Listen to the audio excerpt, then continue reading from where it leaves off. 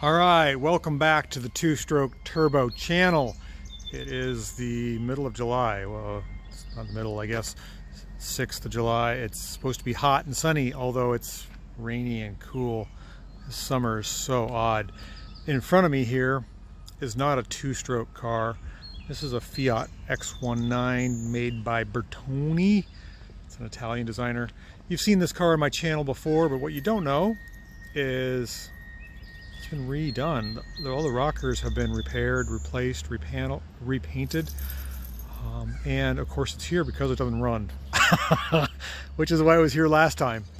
So I'm going to push this thing in the shop and we're going to figure out why it keeps not running. I think the timing belt jumped a tooth or more teeth again. Has a brand new engine. A lot of expense was incurred on this car. It's probably the nicest example you've ever seen. I feel bad that it had to sit out here for a couple days until I got a chance to work on it. But I'm back from my vacation with the family. We had a family reunion. It was super fun and ready to get to work. So we're going to push this thing in and see if we can make some Italian car noise. Everybody loves these things, or do they? They're like a little poor man's Ferrari, or are they? I don't know. We'll see. Let's get it in the shop and see what it needs. All right, so we rolled our project car into the shop. Let's see if we can figure out what's going on with it. The hood is released. Okay, let's get that up. How will that stay up there? There's got to be a prop rod. Where is the, oh, the prop rod's on the other side, of course. The battery is disconnected. That is good. I got to set this down until I get the prop rod.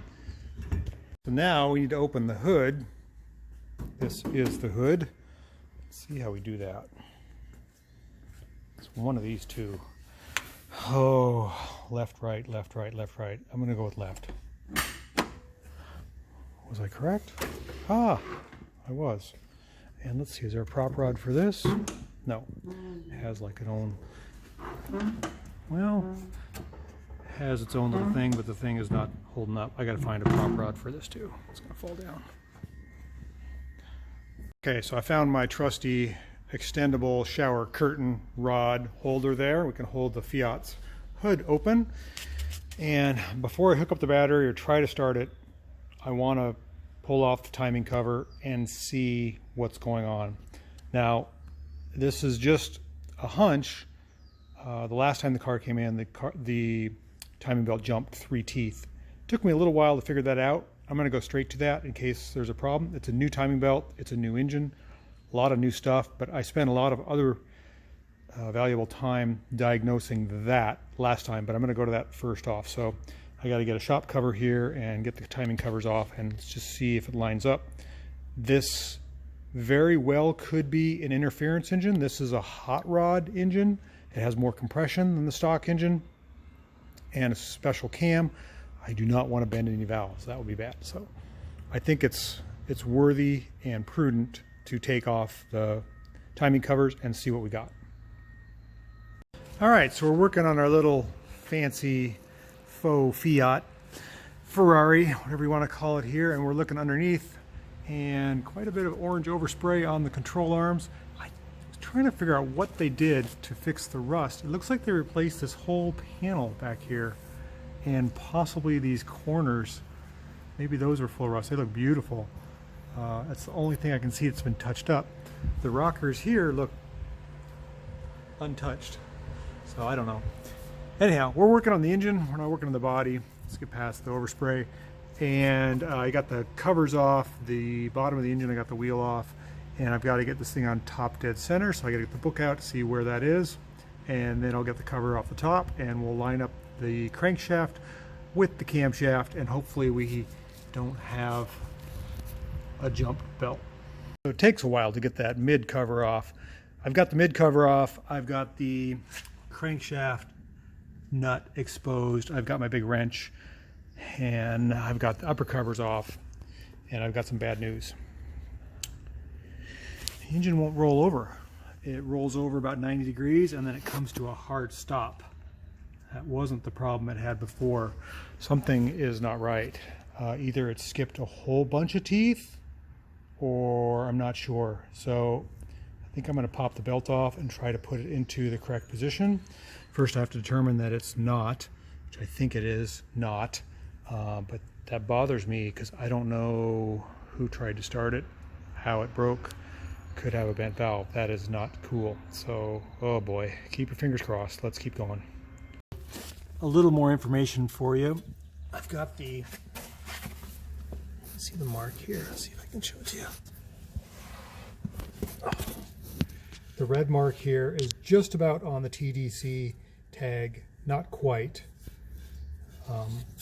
So that's pretty close to TDC. The distributor is on number 1.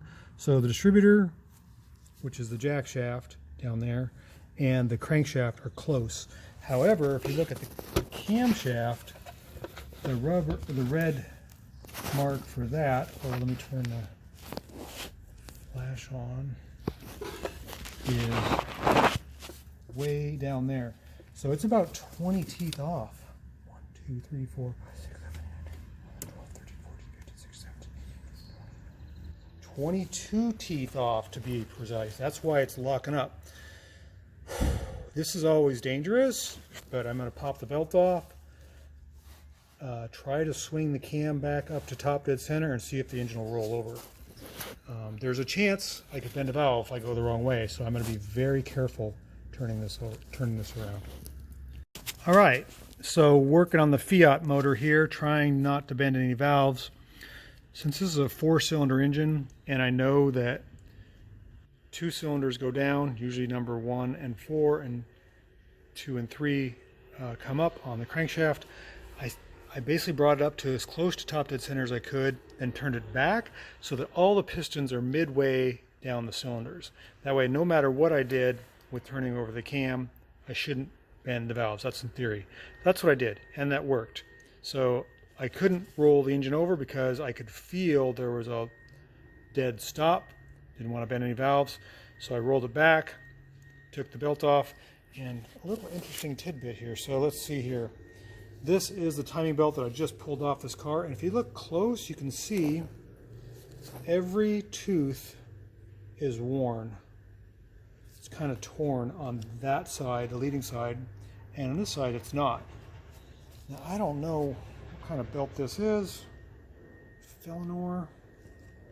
I do have a spare belt here, a new one, but it's the exact same brand. That doesn't make me feel good. It's newer and nicer. I'm going to use it, but I just hope the same thing doesn't happen. I don't know if it's a belt problem, a tension problem, a tensioner problem.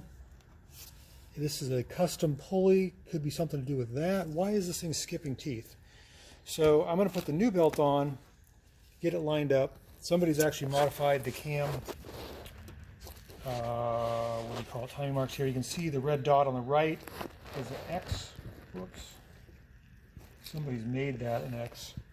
And the dot here on the left, on this side, right here, is the factory one. But I set it up to the red dot because that's where it ran good. Old cars, man, I tell you. So let's see if we can get this belt on. So we got the timing belt back on, got the alternator belt back on, crankshaft pulleys back on, checked all my marks to make sure they're right. Pretty confident they are. New belt, I think I said that, new timing belt is on, cap is on. I could fire this thing up, but the one looming question, the elephant in the room, is why is this belt jumping? It may be fine today, might be fine for 500 miles, but I haven't fixed that. I don't know why. Everything is the way it should be, except this is an aftermarket pulley. It's very nice. It's a billet cam adjustable pulley. I don't know. I'm going to see if I can start it up here. I'm going to roll it over one more time, make sure there's no interference, and hook a battery up and see if we can make some noise.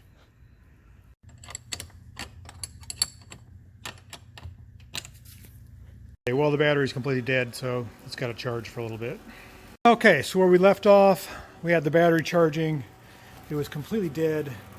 It's showing, whoa, it's taking a lot of amperage, but that means the battery's coming around. It must have been hooked up or something drained it really badly. We're going to get ready to start this thing. I have checked and double checked to make sure that I got this on right, that my distributor's not 180 degrees out. I'm fairly confident.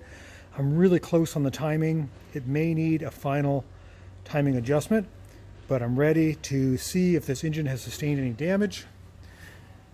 And what the? It's a lug nut or lug stud. Oh, the body shop did not tighten the wheels. That's crazy. What's up with that? Just lug nut just fell out. I'm glad I caught that. Wow. Okay, well, this is it. Oh, proof is in the pudding. We've got our little cute little dashboard here, a mini Ferrari dashboard. Let's see if we got some power. Yeah, we got power now. Sure, brake is off.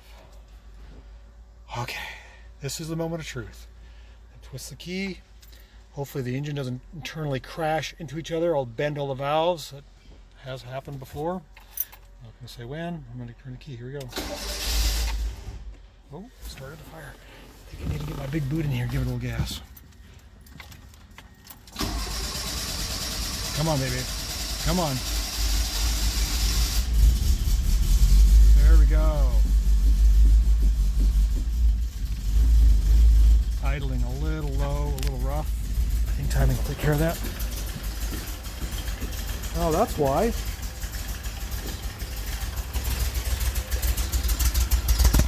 Running on all fours.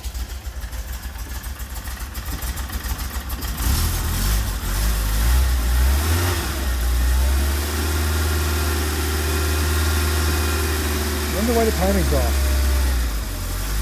Okay, so we got 4 cylinders. We got no bent valves. That's really, really good. We got no weird noises. That's really good. But I gotta watch this belt and see what's up with it. Why is it jumping?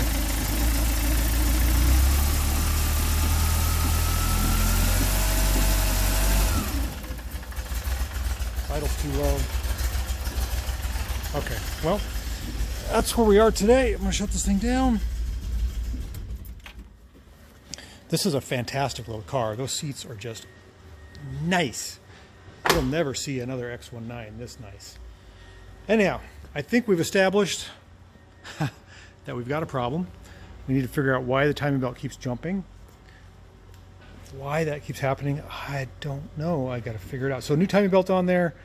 I may do some research to see if we got the right size tensioner. This engine is a bit of a mystery. It has some high compression, high performance parts on it, and I'm gonna have to talk to somebody and see what we can do to keep the belt from jumping. But thanks for watching. Thanks for coming along on this journey. Having our wheels fall off, that's really scary. It's a nice little car. Have the tires. I haven't touched that one, so that's right off the tow truck when it got towed in. Whew. Okay, well, I got some stuff to check. So we're going to set the base timing on the ignition, drive it around, see if we can determine why the timing belt keeps popping off. We have more questions than answers right now, but that's the way it goes. At least we got something. We got an engine we can work with. Thanks for watching. Catch me on the next video. I hope you enjoyed this, and like, subscribe, do all that stuff, ring that bell. I never say that stuff. I always wanted to. I don't care what you do. If you don't like my videos, don't watch them. There's plenty of them out there to watch. All right, thanks a lot. We'll see you on the next video. Bye-bye.